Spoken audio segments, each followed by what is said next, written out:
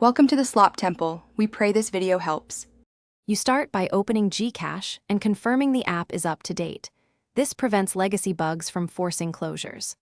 Once done, connect to stable Wi-Fi or mobile data and turn off VPN or proxy because network interference often causes crashes. Make sure your phone number is verified and have a screenshot of the crash or recent transaction ready. This speeds diagnostics. You will also check storage. Free up at least 200 MB, so the app can write logs and avoid auto-closure during recovery steps. You clear the app cache first, and if needed, the app data to remove corrupted temporary files that trigger auto-close. After clearing, restart your phone so background processes reset and the system reassigns resources correctly. If crashes persist, uninstall and reinstall Gcash from the official store to get a clean binary. This removes corrupted installs.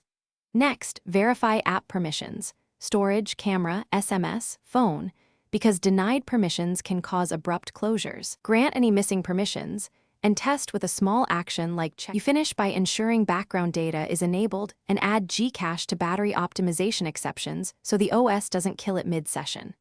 Once done, run a full transaction flow to confirm stability. Log in, view balance, and send a minimal amount if possible. If auto-close still happens, capture screenshots and record error messages, then contact Gcash support with device model, OS version, app version, and logs. That accelerates a fix. Meanwhile, use the web portal or another trusted device as a temporary workaround. Thanks for watching. Consider subscribing if we helped you.